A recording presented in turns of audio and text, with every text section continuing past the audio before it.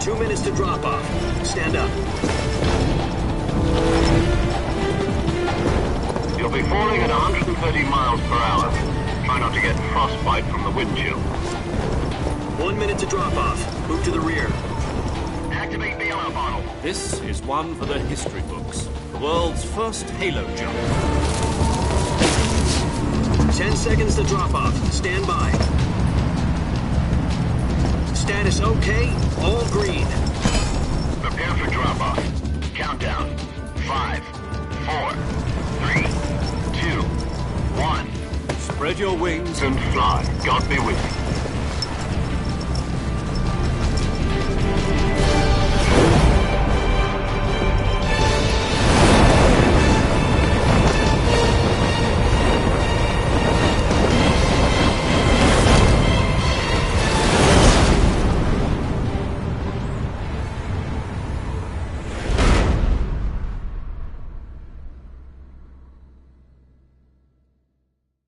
Jack, I've got some important news. The head of the CIA has finally given us the green light for the Virtuous mission. Virtual mission? No, the Virtuous mission. The future of our Fox unit depends on it. If it succeeds, we'll be officially organized into a unit. Virtuous mission? Sounds like some kind of initiation ritual. You know, don't get cocky. This isn't a training op. Right. So what exactly is this wonderful mission? Well, about 2 years ago, a certain Soviet scientist requested asylum in the West through one of our moles. His name is Nikolai Stepanovich Sokolov. He's head of the OKB 754 Design Bureau, one of the Soviets' top-secret weapon research facilities, and the East's foremost expert on weapons development. Sokolov?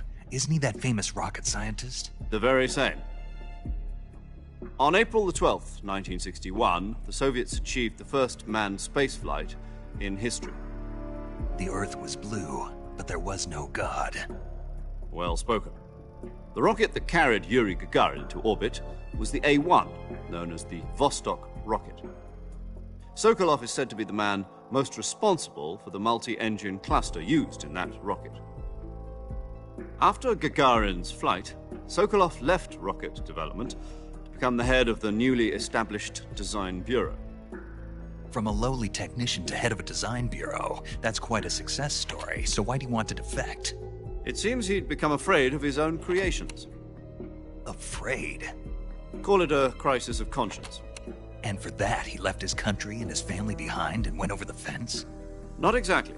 One of his conditions was that his family was also to be taken safely to the West. We used a mole to get the family out first and succeeded in sneaking Sokolov over the Berlin Wall shortly afterwards. I was the one who conducted the operation. The security on the eastern side was still full of holes back then. Then what?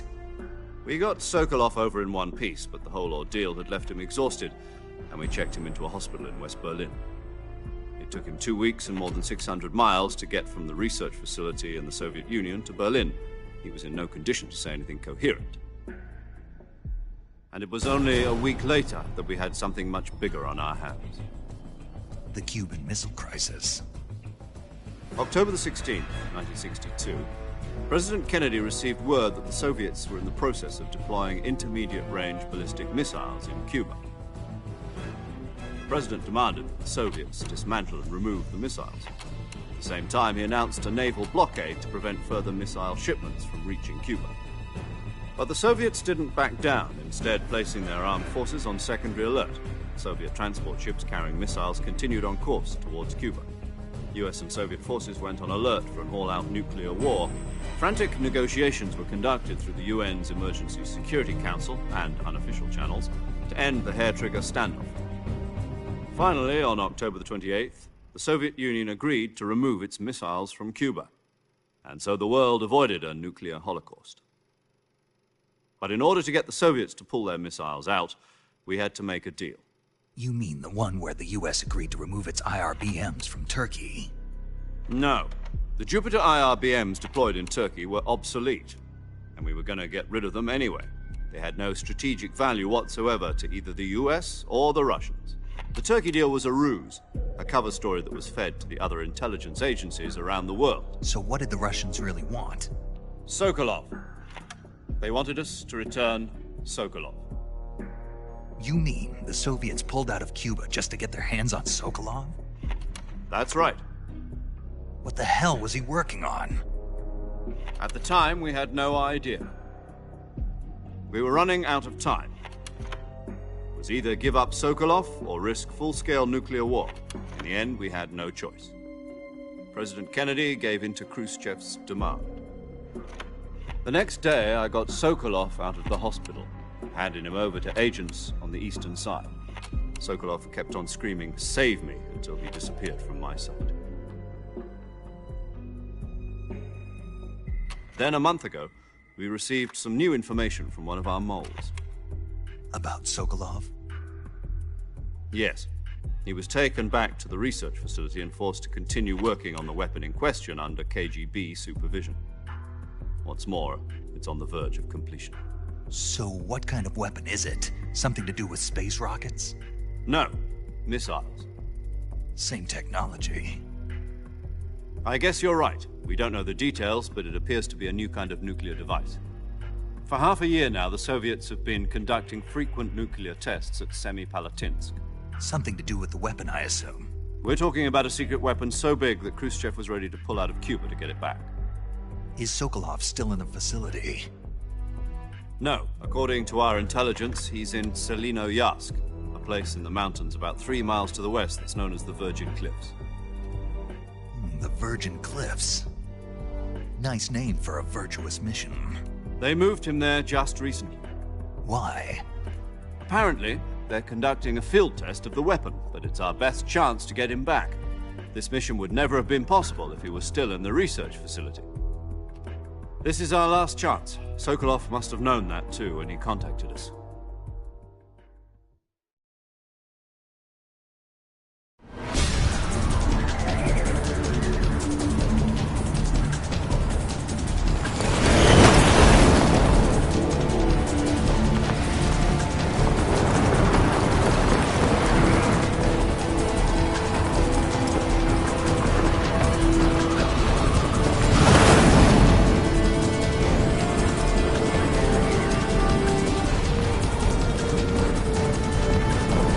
Listen up, Jack. Your mission is to infiltrate Selinoyarsk in the Soviet mountains, ensure the safety of Sokolov, and bring him back to the west.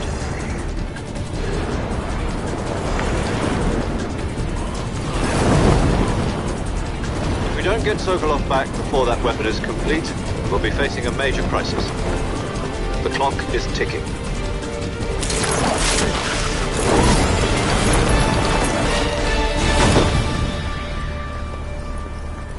Once we've confirmed the rescue of Sokolov, stand by at the recovery point.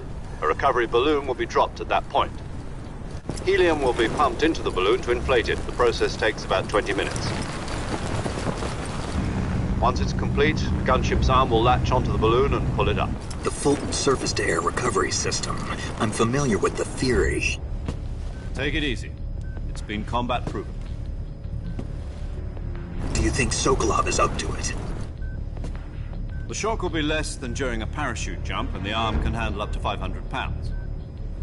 So you're planning on going over the border in a single combat Talon? She's equipped with 2 6-barrel 20mm Vulcan cannons, as well as 2 40mm machine guns. Sounds like she could hold her own against a battalion of tanks. Even with the fuel in the reserve tank, we're facing a 4-hour time limit. If all goes well, it shouldn't take more than a few hours. Home in time for dinner. But if anything goes wrong, you'll be eating dinner, breakfast, and all the rest of your meals in the jungle.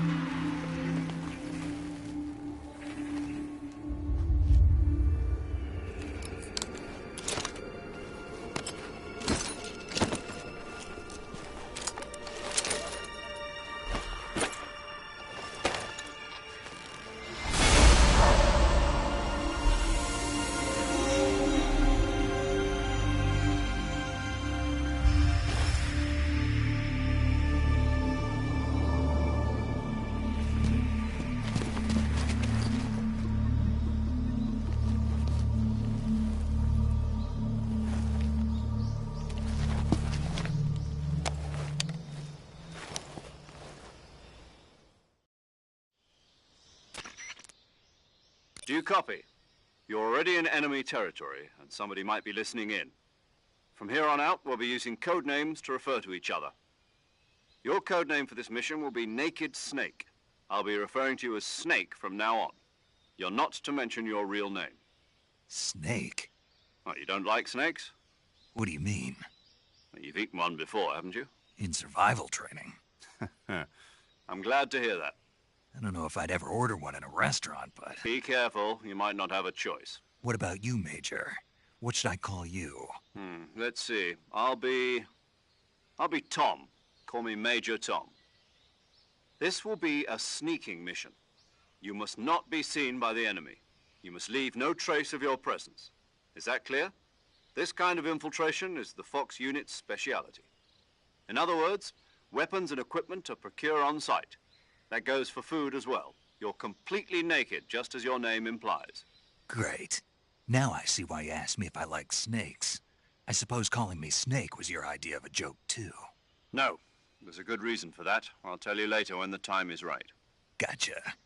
Getting back to the subject, how exactly am I supposed to feed myself? You've been issued a knife and a tranquilizer gun. Use them to hunt for food. You'll also find some medical supplies in your backpack. Yeah, about the backpack. I lost it in a tree on the way down.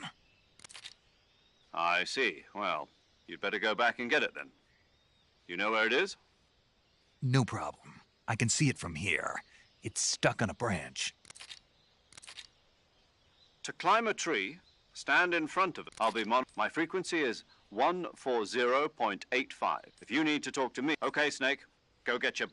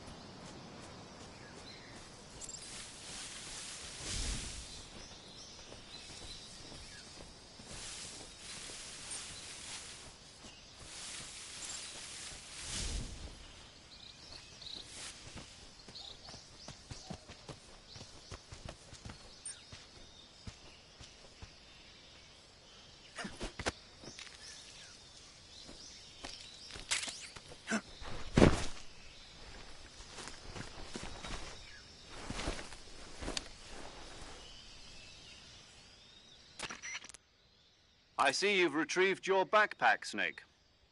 To equip a weapon, it's necessary to take it out of your backpack. In the survival viewer, choose Weapon from the backpack. Your available weapons will be displayed in a list on the screen. From that list, choose the weapon you want to equip and press the Enter button. For other equipped items, just do the same thing from Item. Got it. Use the survival viewer backpack. Yep, that's right. Survival is fundamental to this mission. After you've been out in the field for a while, your stamina will start to drop. If your stamina gets too low, it'll affect your performance. You won't be able to shoot accurately, for example, and your wounds won't heal as smoothly. Keep an eye on your stamina so you don't run out. To recover lost stamina, you can hunt for local flora and fauna. You can use either your tranquilizer gun or your knife to hunt. My only weapon is a Mark 22 Hush Puppy tranquilizer gun? That's right. It's been fitted with its own suppressor. However, the suppressor will deteriorate every time you fire. Once its durability reaches 0, the noise suppression effect will be gone. So don't get too trigger-happy with it. The suppressor's durability is shown in the icon. Any weapons and equipment beyond what you're carrying now, you'll have to find... I have to find my own weapons and equipment? Solo covert actions are standard Fox operation. You can't leave any traces of your presence. No weapons, equipment, footprints, sweat, or bodily waste. The same goes. Your presence in enemy territory is already a violation of international conventions of... There aren't supposed to be any American soldiers in Russia. You can't let anyone see you. You can't let the enemy know you're a ghost, Snake, in every sense of the word. And there'll be no rescue if you're captured. The military and U.S. government will deny any involvement in the affair. Then I'll just have to take care of myself, huh? I'm afraid so. You've been given a fake death pill for that purpose. SIS guidelines stipulate that soldiers on covert ops like this one be issued a potassium cyanide capsule. Tape it to your body so you can take it when you need to. How generous of you. Use it if you're taken prisoner by the enemy. It'll send you into a state of false death for a short time. Fooling them into thinking that Just take the revival pill. You mean that thing they put in my tooth before the mission? That's the one. But be careful. I'll keep it in mind. Right. I guess that means Correct. The mission rests... a real one-man army. Relax. There's a support team ready to back you up over the radio. Who? I'll introduce them to you. This time, survival is of utmost importance. The first member of the support team will be in charge of monitoring your physical condition, acting as a medic, so to speak, as well as recording your mission data. She's a member of Fox as well, and she's here on the gunship with me. She. Hello, Snake. I'm paramedic. Nice to meet you. Paramedic. As in a medic who comes in by parachute. Aren't you going to tell me your real name? Are you going to tell me yours, Mr. Snake? My name, huh? It's John Doe. And they call you Jack for short. You're a regular Captain Nemo. A name means nothing on the battlefield. After a week, no one has a name. What's your name? Jane Doe. Very funny. I wasn't joking, but I'll tell you my name only if you manage to make it back alive. My frequency is 145.73. She's also in charge of recording your mission data. Whenever you want to save, send a message over the reserved save frequency, 140.96. So saving lets me record my mission data. That's right. It also records the state of your health. Good to know. There's one more person I want to introduce you to, Snake. Huh? Speaking of snakes, you remember the boss, don't you? A legendary soldier and your mentor. Actually, it was the boss that got the DCI's authorization in the first place. She's going to be serving as Fox's mission advisor. The boss is? She also helped me plan this mission. She and I were at SAS together. Jack, is that you? How many years has it been? Boss? That's right. It's me. Talk to me. Let me hear your voice. It's been 5 years, 72 days, and 18 hours. You've lost weight. You can tell just by the sound of my voice. Of course I can. I know all about you. Really? Well, I don't know anything about you. What's that supposed to mean? Why'd you disappear on me all of a sudden? I was on a top-secret mission. You didn't need me anymore. But there... No. I taught you everything. I taught you all I could. The rest you needed to learn on your own. Techniques, sure. But what about how to think like a soldier? How to think like a soldier? I can't teach you that. A soldier needs to be strong in spirit, body, and technique. And the only thing you can learn from someone else is technique. In fact, technique doesn't even matter. What's most important is spirit. Spirit and body are like two sides of a single coin. They're the same thing. I can't listen to me, Jack. Just because soldiers are on the same side right now doesn't mean they always will be. Having personal feelings about your comrades is one of the worst sins you can commit. And politics are a living thing. Yesterday's good might be tomorrow's evil. Is that why you abandoned me? No, it had nothing to do with you. I already told you, Jack. I was on a top-secret mission. A soldier has to follow whatever orders he's given. It's not as... But that's W. You follow... That's not the same thing. Being patriotic. It means devote... People... Then who does? The time. People's... So there's no such thing... And that's the... The only thing is the mission, Jack. All right. What is it? Call me Snake. Snake. Oh, right. Your code name is Snake. It suits you well. That's right. The legendary unit that the boss put...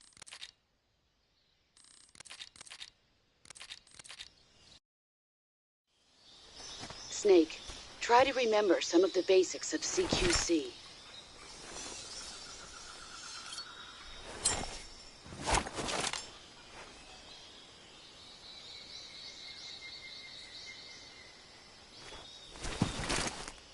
Commencing virtuous mission now.